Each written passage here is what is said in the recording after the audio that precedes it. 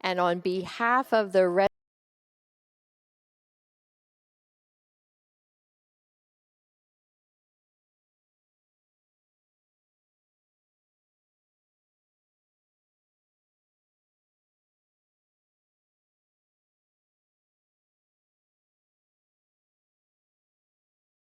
us, but it really sticks. And I'm going to be calling her Teffy, and I think she invites you to call her that too.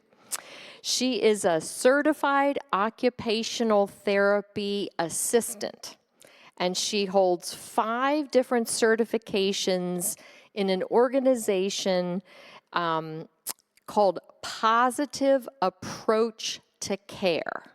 Positive Approach to Care, and the little acronym is PAC. So you might hear Positive Approach to Care or PAC, but that is what Teffy's going to be talking to you about today. And she is also a PAC mentor, which means she helps other people learn how to use these resources. She has a passion, I think I'll add a calling, for supporting people living with dementia and their friends and families. She has traveled both in the United States and internationally to support educational opportunities in various places to help change the culture of dementia care. As a keynote speaker, Teffy has been requested to speak at the Ohio Healthcare Association Conference, the Mayo Clinic Conference, and more invitations keep coming in. In August, she spoke to our local chaplains gathering. So the chaplains from all the retirement communities in Lancaster County got together, and she was our resource person, and they're still talking about it. Teffy is our Director of Dementia Friendly Experience here at Landis Communities, and she is fulfilling her passion for helping folks living with dementia by training and mentoring to make a greater positive impact right here and right now. So, Teffy, come and teach us some more about dementia.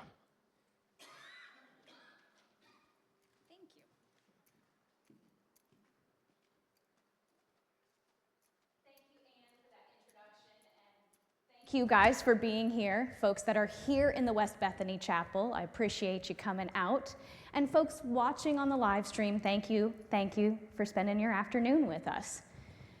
Whew, that introduction makes me sound very busy. Sometimes I forget all the things that we've done during the day. And I want to clear up just a little bit of something that Anne said. And that is yes, my name is Stephanie.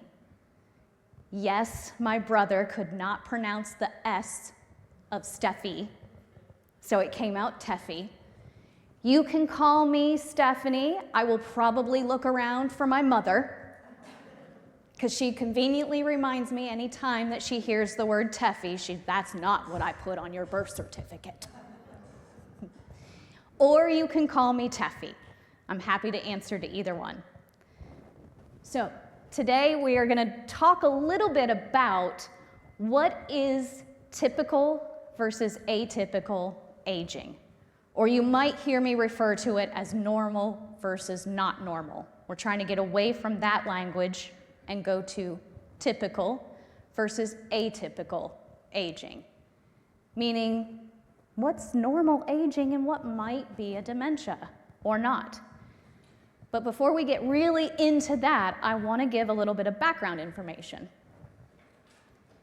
So, can you guess from the 4 people pictured here, some of which you might recognize, some of which you might not recognize, can you guess on the 4 people who has dementia?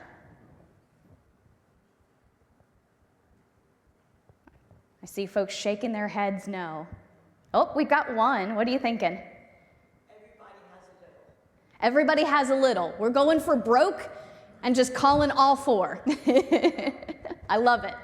You are actually pretty close. 3 of the 4 are known to have a dementia. Ah, yeah, actually. So up here in the upper right-hand corner, that is a picture of Mother Teresa. Yeah. No dementia that we know of when she passed away. Over here on the far left is a picture of Robin Williams, which we do know Lewy body dementia at the time of his passing.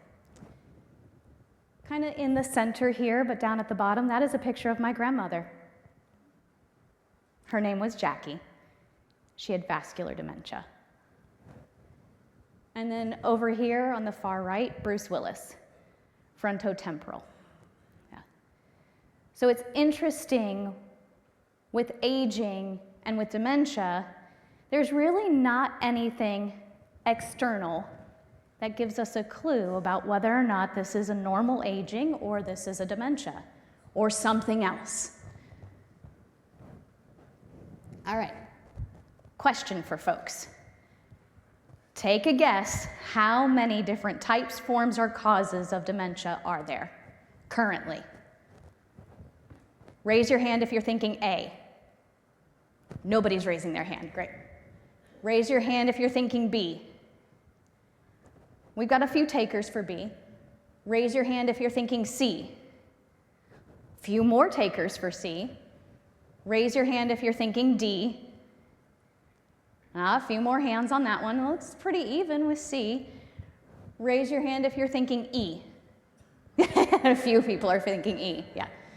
All right, are you ready for the answer? Yeah. The current count actually now is there are over 180 different types, forms, and causes of dementia. Yeah. When I started in this industry not too long ago, it was 120. Next question. How long do people live when they get dementia? Raise your hands for A. Nobody's raising their hand for A. Okay. How about B? Anybody for C? Oh, I got a few hands for C. How about D? A few more hands for D. All right. E. A few hands for E.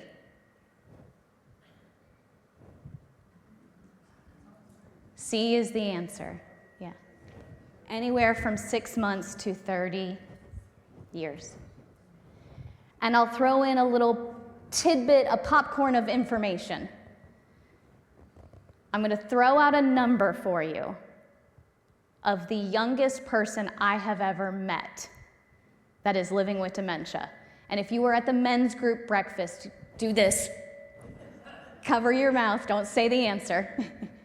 But for you in the audience and for those watching at home, come up with a number, an age in your head. Think to yourself of an age for the youngest person I have ever met living with dementia.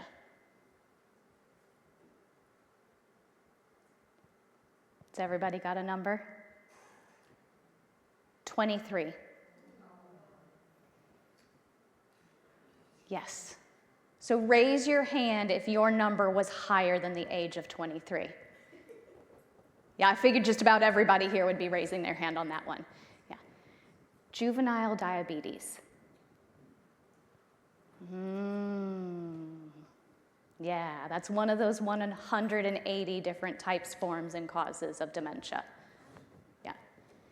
All right, so here's an interesting statistic. About 90 to 95% of people think that these 3 words mean exactly the same thing. Ah, people are shaking their heads no in here. I love it. We are not being fooled here at Landis Homes. That is great, because this is not accurate. Dementia is not the same as Alzheimer's. It's not the same as memory loss. Here is the better mathematical equation. So dementia is the bigger term. Alzheimer's is a type of dementia. one of those 180, or we're down to 178 now because I've named 2. And then memory problems is just a small part of dementias or Alzheimer's. So everybody, I'm going to give you a reason to have a big sigh of relief. You ready? When you go to the grocery store and you've forgotten your grocery list and you cannot remember what's on that grocery list, that is normal aging, has nothing to do with dementia. Yeah, everybody go do this.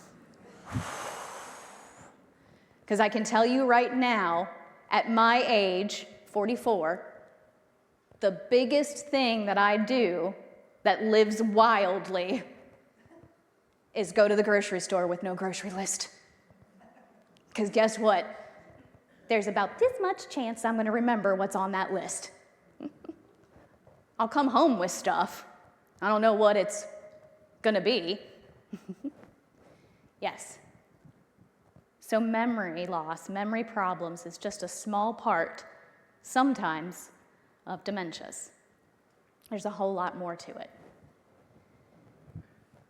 So here is our dementia umbrella. And if you're here in the audience, you can actually take your hand, follow me, and draw an umbrella. Dementia is the umbrella term. I love it. Everybody's doing the umbrella in the same pattern, too. And for those watching at home, I'm sure you're doing it in the same pattern. So dementia is the umbrella term. It's the bigger text. And underneath this umbrella are the different types, forms, and causes. Notice here that Alzheimer's is the biggest raindrop under the umbrella. Why might that be? It's the one that's most diagnosed. It is the most prevalent. And there are 4 different, or 5, depending on which neurologist and which scientist you talk to, there are 4 different types of Alzheimer's. Yeah. So that takes up 4 of the 180 right there. It was commonly known, not too long ago, that Alzheimer's was it. That was the dementia. There's a whole lot more going on. We also have frontotemporal dementia, vascular dementia, Lewy body, Wernicke-Korsakoff. Please don't ask me how to spell it.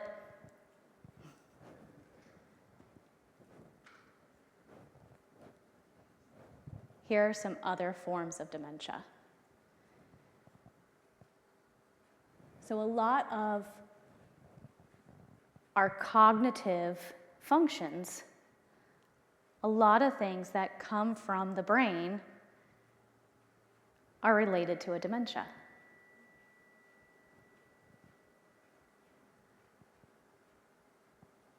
So what does that tell you about dementias in general?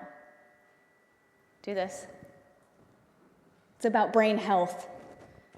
We want to keep our brains healthy. So here are 2 scans of a healthy brain and a brain with changes. These are PET scans. So what this is looking at is glucose burn in the brain. Glucose is your brain's form of food. It's the fuel. It's actually sugar. It's something that the brain really likes. It's the energy that the brain needs to do the things that it does, all the things. And here's the view. I'm going to try and give this to you without falling off the stage. So if I do tumble, don't worry, I'll get back up. Here's what you're looking at. The brain from this point of view. So, see, I accomplished it. The eyeballs would be up here. The back of somebody's head is down there.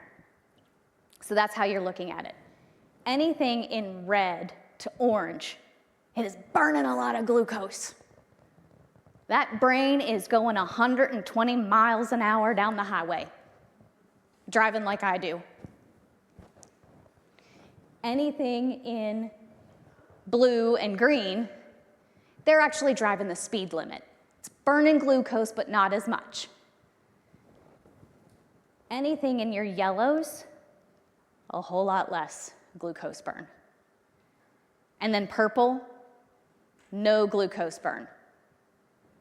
So if you look at this healthy brain, you've got a little bit of purple in the center and some up here, some on the sides. You want those purple sections. Those are ventricles. Holds the fluid that cleans out your brain. That's a good thing.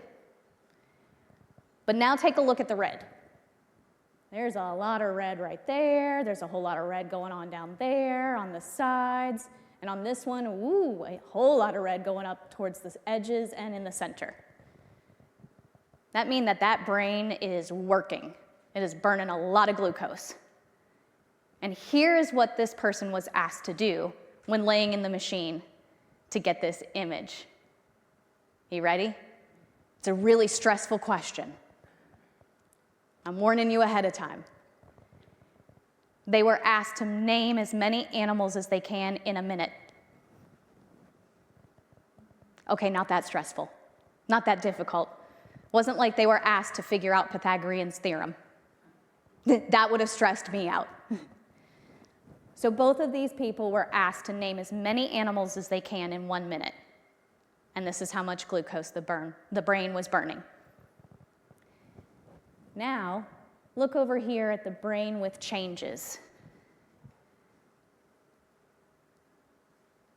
Notice how there's less red, less glucose burn. And here are the areas that are actually experiencing less glucose burn. So your vision center, touch back here to the back of your head. It's your occipital lobe. That's down there and down there. Less glucose burn. Language, touch up here to your temporal lobes. This is your language center. Right over here, here, here, and here. Less glucose burn. Executive control center, ho, ho, ho, ho. This is one of my favorites. Touch up here to your prefrontal cortex. This is your executive control center. It's responsible for quite a few things. That's this area up here, here, here, and here. Less glucose burn. Sensory motor strip, do this. That's this area of the brain in the center. So that is here and here. Less glucose burn. And then time awareness, that's tied to your hippocampus, which is this little guy in here, and then these two little guys. Learning and memory, also part of the hippocampus. It's way deep in your primitive brain. So notice there's a whole lot less glucose burn going on here as well.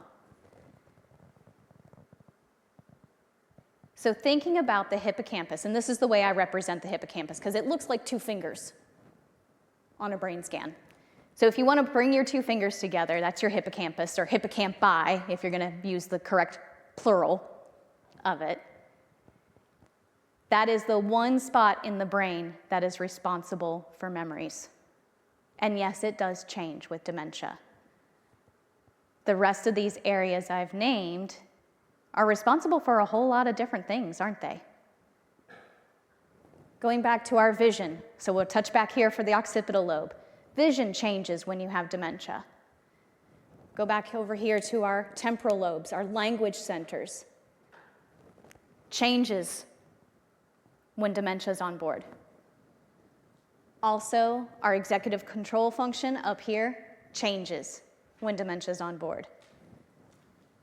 Sensory motor changes.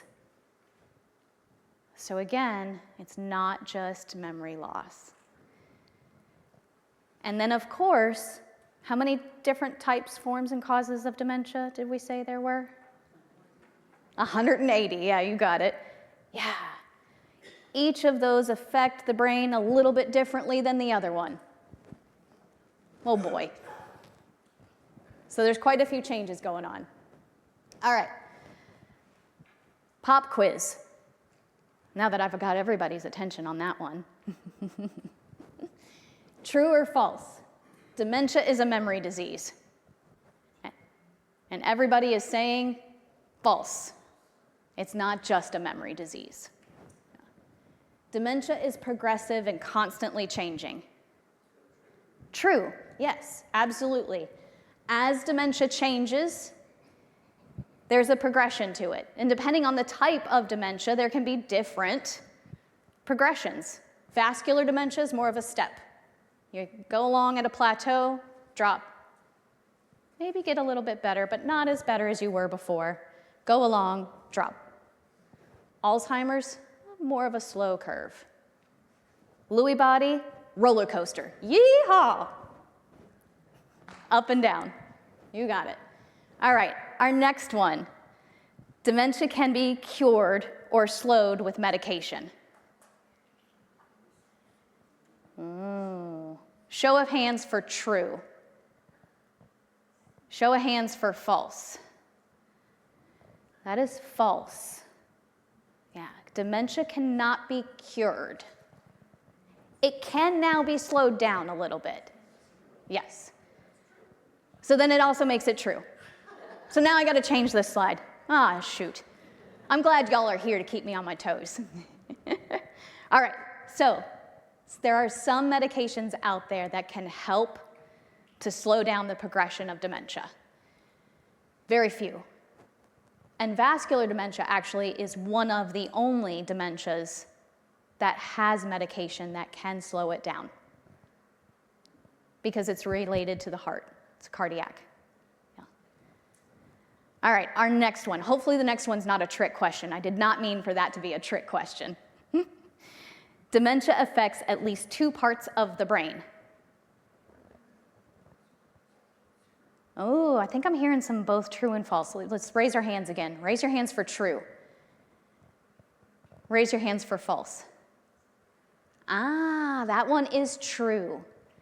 Yeah, dementia, in order for it to be defined, dementia, it is affecting at least 2 parts of the brain. That does not mean that it stops there.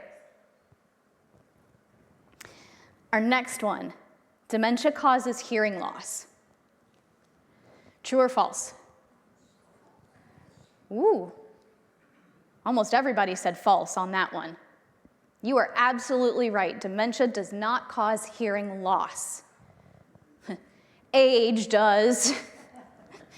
Going to too many rock concerts does. Working around loud machinery, that can cause some hearing loss. Absolutely. But dementia does not cause hearing loss.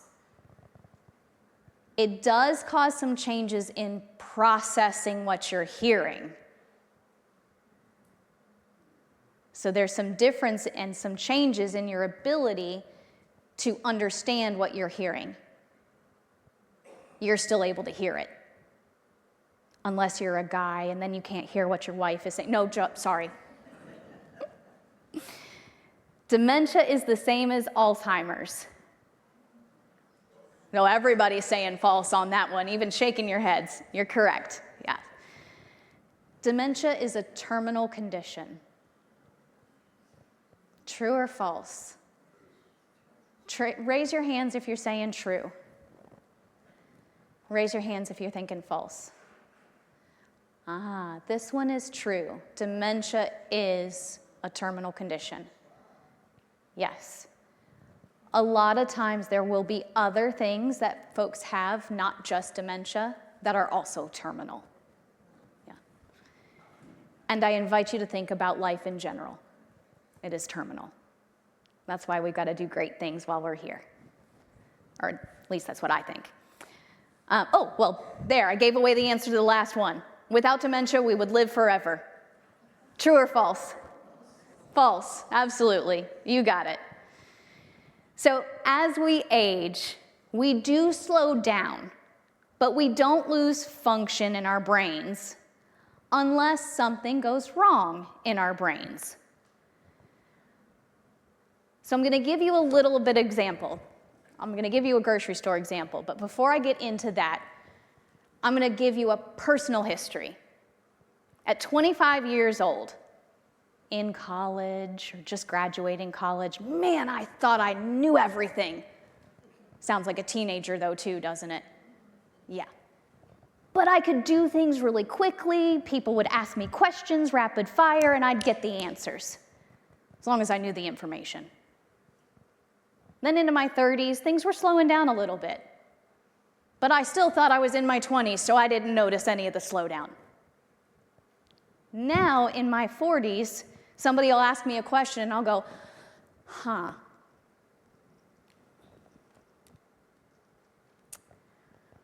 Well, hold on, I know the answer. Does that sound familiar to anybody? Yeah. It's kind of like the mouse on a computer. If you click the button too many times, the whole computer goes, wait, wait. I can't think. You've clicked it too many times. Yeah. That's all part of normal aging. Another deep breath of relief. All right, so I'm going to give you an example. I'm going to call it the grocery store example. And I'm going to do a role play of me going to the grocery store, normal aging. And we're going to place me around 70, early 70s, no longer 44.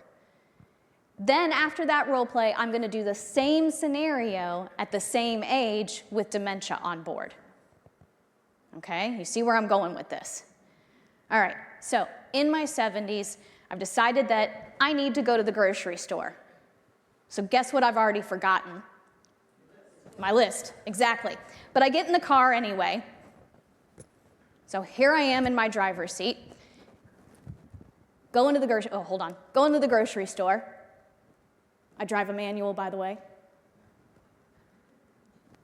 All right, found a parking spot. Now's when I realized I forgot my grocery list. But I've already gotten here, so I'm just going to do the best I can. So I go into the grocery store and I go into the produce section. And I see one of the ladies that works there at the produce section. When I say, hey, Kim, how are you doing? How's the family? And she's answering me.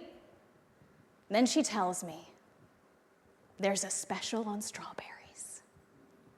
Oh, I like strawberries. I didn't plan on getting strawberries, I don't think. Might have been on my list, but I left that at home. But it's on special, and I like it. So I go ahead and put the strawberries in my buggy. That's a southern term for a grocery cart. Sorry. So I put the strawberries in my cart. There, I'll try that one. All right, and I'm going through the grocery store. I have to go to the coffee aisle because I need coffee. I also need coffee filters. And then I also go by and get the cat food because I don't want the cat to run out of food. I remembered that was on my grocery list. Then I go through and get garbage bags, so I was getting low on those, and laundry detergent. Got to make sure I've got fresh, clean clothes. And then I head to the cashier to check out. And it's the same cashier that I've been seeing for 14 years, and I say, oh, hey, darling, how are you doing? And she answers, she's doing fine. And I said, well, how was your vacation? Do you have any pictures? So she shows me her vacation pictures. Oh, by the way, her in a bathing suit. It was not looking good. But this is what I say to her. Darling, because I still haven't figured out her name yet. Oh, looks like you had a good time. And she's scanning my groceries, and she said, oh, you got the strawberries. They are on special. I said, yes, I did. I hope I've gotten everything because I left my grocery list at home. And she said, well, you know, we'll be here for you if you forgot something.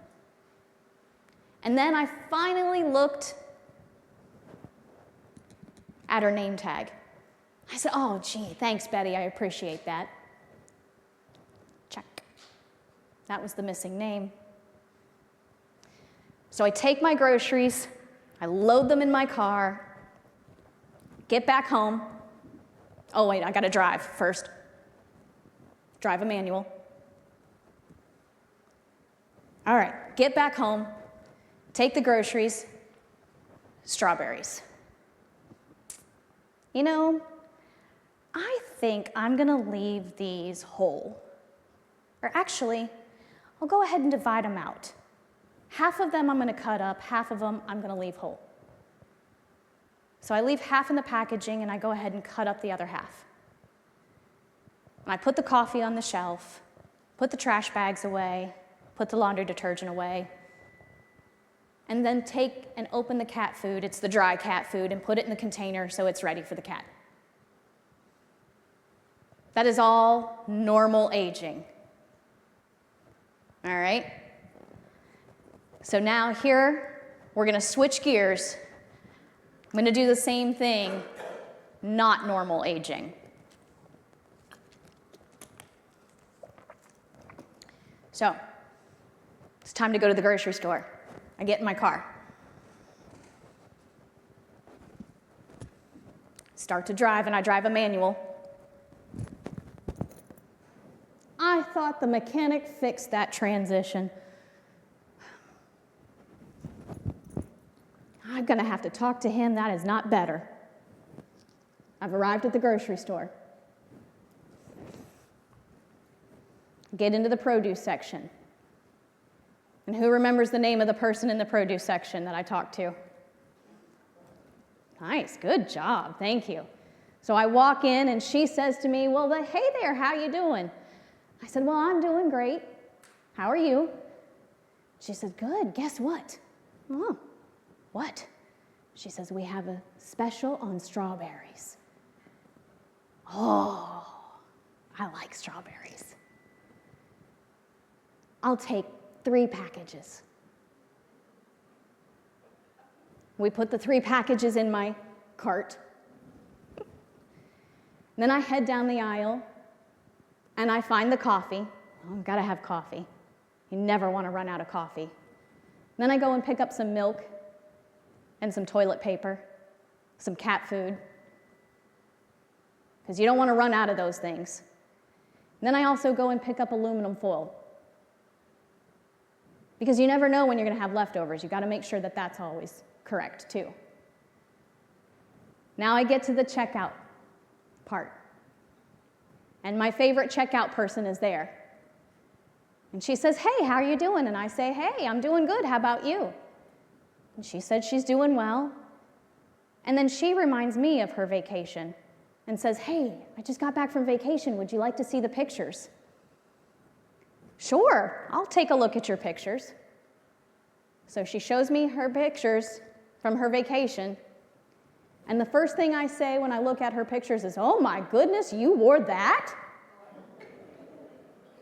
And she says, well, sorry?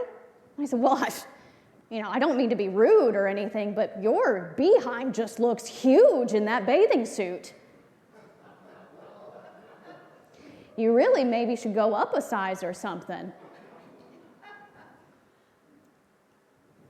And guess what she says to me? Well, you don't have to point out all the flaws. I really did have a good time.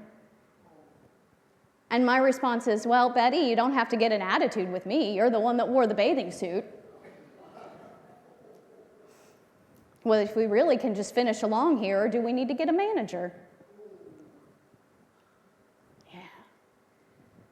So poor Betty finishes my groceries quietly. And I go back to my car, load up the groceries, get in the car, drive back. Not very well, because they didn't fix the transmission. Get back home, start to put the groceries away. 3 containers of strawberries. Why in the world would I get 3 containers of strawberries? They've been putting stuff in my cart just to add on sales. Then I get to the milk. Oh, that's going to go in the refrigerator. There's 5 cartons of milk in here. I wonder who brought that by. Well, that's okay. Can't hurt anything. I go to put the cat food away in the aluminum foil. But you know what? This aluminum foil, my brother is always coming over here and borrowing it, and he doesn't replace it. He never replaces it, he always just takes it, and he doesn't even tell me about it. So I'm gonna take this aluminum foil, and I'm gonna hide it under the guest bed. He won't find it there.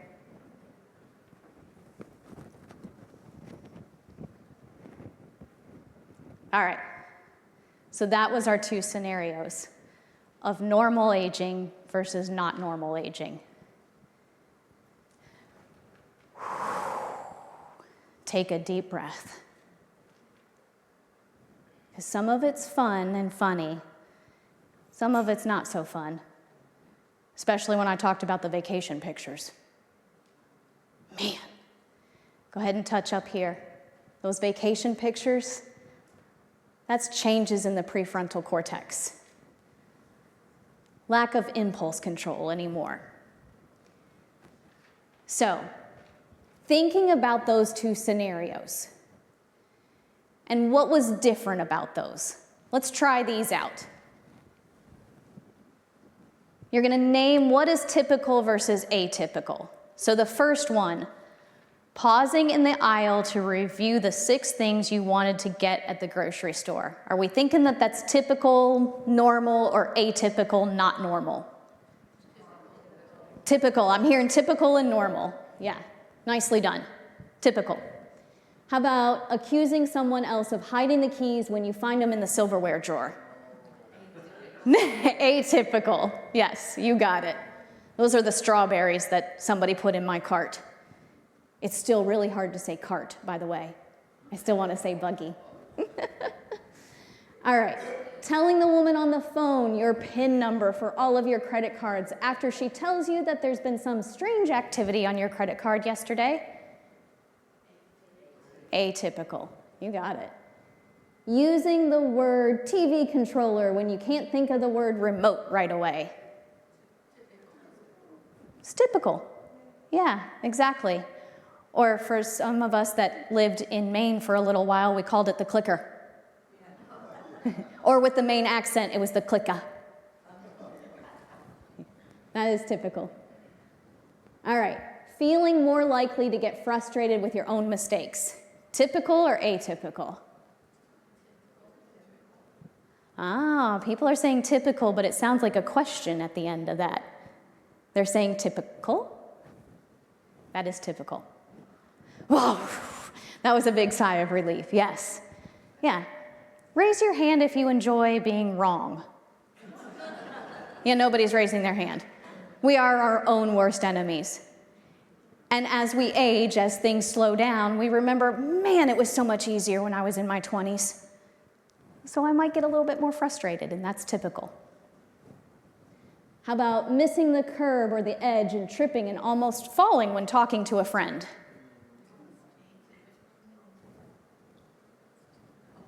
Ah, that's typical. Here's the key to it. While talking to a friend. So this is how that looks. If my friend is over here, oh yeah, Betty, I'm doing great. How are you? What was I not doing? Looking where I was going. You didn't think I was going to actually fall and show you what that looked like, did you? Yeah, good. All right. Wanting to get back home as soon as possible now when you normally would stay a while after meeting and talking to friends.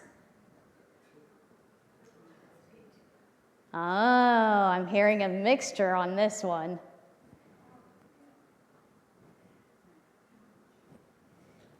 Here's the key word. Oh, so this one's actually atypical. If you normally stay after an event to socialize, but yet you've changed and you want to just get right home, that is atypical. That doesn't mean it's dementia. It's just atypical. Yeah.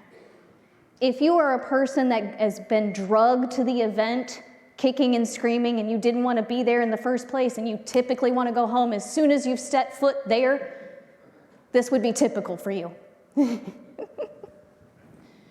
All All right, last one. Getting lost on your way home from the mall when you visited at least monthly for the past 14 years due to the fact that they have set up a detour from your typical route.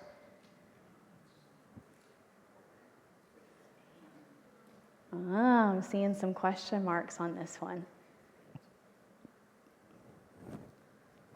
Atypical. Yeah. It's a route that you've driven for 14 years monthly. Somebody do the math. 14 times 12.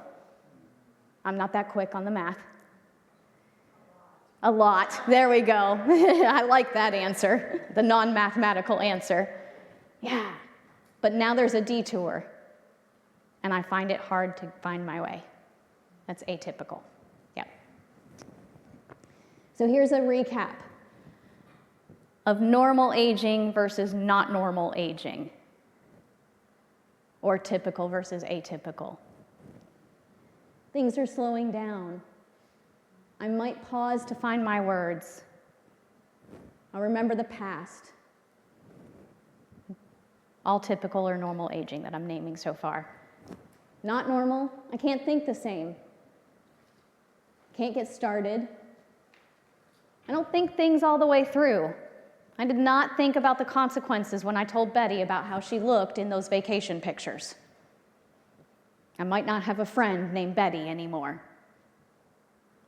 Or she won't want me to come through her cashier line. She'll be tagging her team member to say, "You take that lady." I'm confused about my past versus now. Well, I don't know who brought all that milk, when I don't realize it was me that bought it yesterday or the day before. Yeah. Those are atypical things. So we're almost through. I want to talk a little bit about, now that we've talked about what's typical versus atypical, or normal versus not normal aging, and talk about a diagnosis. So I have a statistic here for you. 2 out of 10 people are getting an early, accurate diagnosis, meaning early state diagnoses. Only 2 people are getting a diagnosis in early state dementia. So that means that about 80% of the population that have dementia, not the entire 80% of the population, but about 80% of the population that have some sort of dementia don't know they have it. Yeah. Why? The key to that is early screening. Yeah, oh, got ahead of myself. Sorry. The key to that is early screening. So what typically happens is that this whole scenario with me going to the grocery store and being really rude to poor Betty, is Betty going to report that to anybody? She might tell her manager. I really don't want that lady coming through my line again. She was mean. But is that going to go to a doctor? Is that going to go to a family member? Is that going to go to me? No. Do I know that I was being rude to Betty? No. Who might actually start noticing things that are changing for me? Who did I hide the aluminum foil from? My brother, because he steals it. He takes it without just asking or telling me that he's taken it. So if my brother starts to notice the changes and he says something to me, how likely will I be to listen to him since he's stealing from me? Not very likely. Yeah. So it isn't until that something big happens that we start getting curious. And here's the other thing about the brain that doctors just love. You go to the doctor's office, and your brain's been having some changes, possibly, and the brain says, pay attention. This is important. So you get more electrical impulses going on in the brain. So things that I couldn't do before, guess what? I can now do them. And so the doctor gets to see the best of me. Ta-da! because I'm ornery and I did it on purpose. Shake your heads no. Because my brain is realizing that this is an important meeting. I've got to be firing on all cylinders. And so it does actually fire up and improves slightly than your normal, ooh, here we go. Here's the big key for this one, do this. Your baseline. So think about what is your baseline now. Whether you're curious about changes that are happening or not happening, what is your baseline of your cognition right now? And that's the only thing that's going to help us figure out if there's going to be some changes going on or not. So I'm going to leave you with a few things, hopefully that is exciting to you. One is that myself or somebody from the Positive Approach to Care team will be doing a quarterly education for you in the coming year. So one of us will be doing some education in March, June, September, and December for you. The dates are yet to be determined. We'll figure that out and let you know. The other thing is that our team is also here for consultations. So if you have some dementia-specific questions, hey Teffy, I've been noticing some changes. Or, hey Teffy, my neighbor has said such and such. Hey Teffy, I'm concerned about my wife. I'm concerned about my husband. Contact me and my team. We'll kind of figure it out together. And then last but not least, the thing that I am most excited about is our level of living assessment tool. Becca Johnson and Michelle Seipel worked really hard for a really long time on a level of assessment, a level of living assessment tool. This tool has a little bit of cognition in it and a whole lot of the whole body. And what it does is helps to give you an idea of what your baseline is now. So then that way, 6 months from now, a year from now, 20 years from now, if something has changed, you have that baseline already. You've got something to compare it to go, these things have changed, stayed the same. These things have changed. So I invite you to contact me or anybody on the team for us to do a level of living assessment so you get a baseline. All right, now somebody asked me, how do we contact you? There we go, I got it. I heard it in the front. Here's my information. Feel free to take a picture of that, and I also have cards that I'll be handing out for you. The few minutes that we have left, any questions? I saw a hand go up already. You knew it, you were ready for it. Go for it.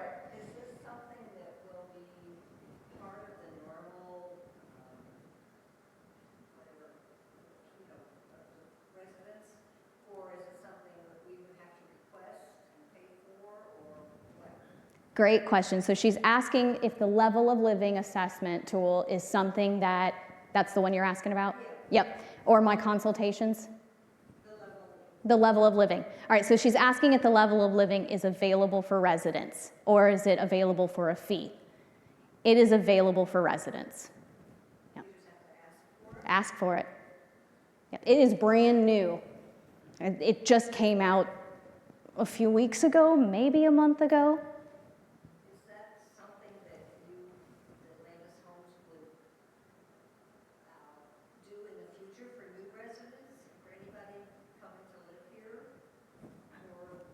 So, if you're already here, right. How do you get one? Why do you think you need one? So now there's two questions in there. I'll try and sum up those two questions for you. One question being, is that level of living assessment going to be available for new residents? Yes, it's available for new residents after they move in. The other question is that when should I get one? And I would say for everybody, you should have gotten one at 20 years old, which means I'm already behind the times. I know, that was not the answer you were looking for. This is going to give you your baseline of information. Should you need to know later on if there's been a change or not? Yeah. So do I think you need one? Yes. Yep. That's why I put it on here. Yeah. Go for it.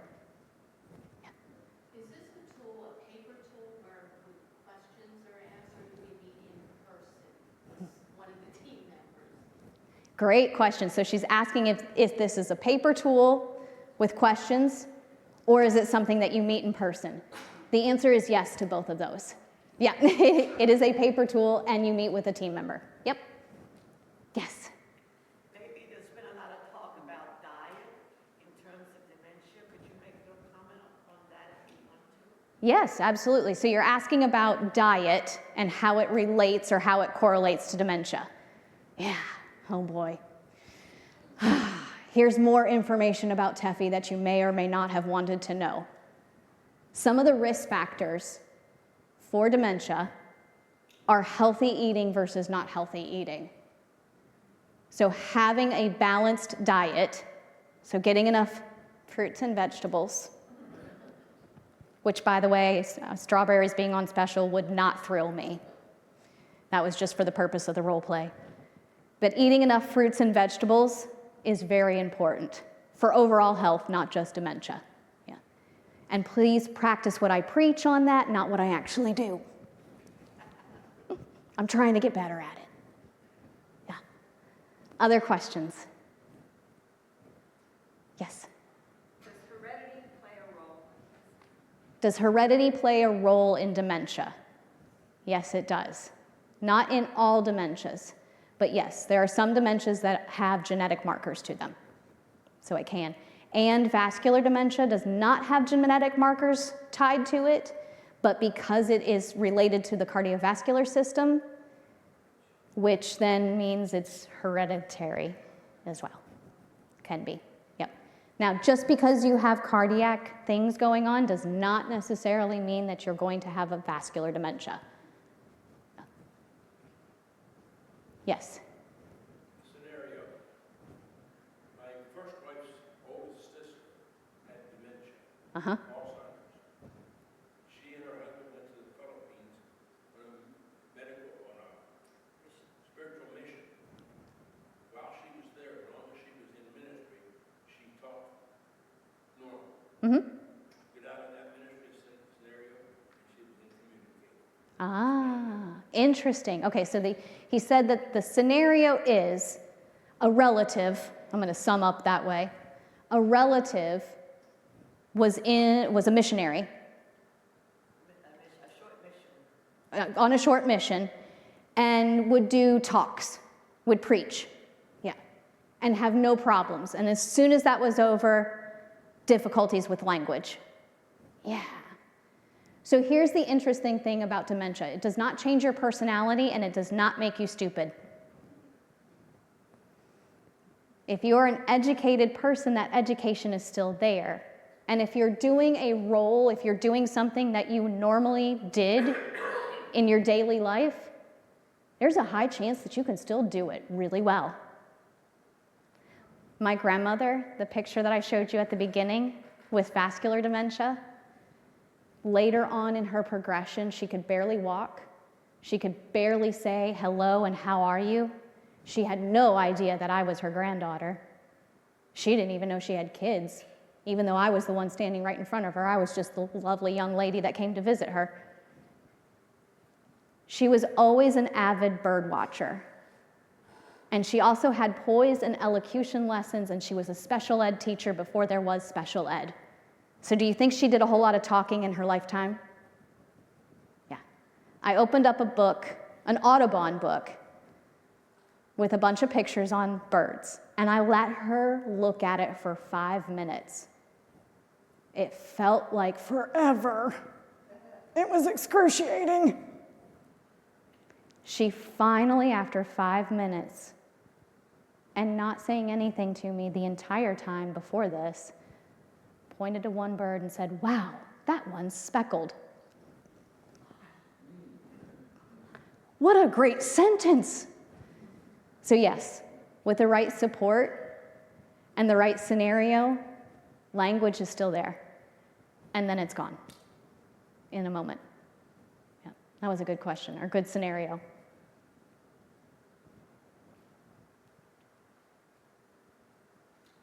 All right, folks. Last call for questions. All right, well, I thank you for coming and thank you for taking your time out of your day to actually come all the way down to West Bethany Chapel. And then those that are watching, thank you. We appreciate you being here.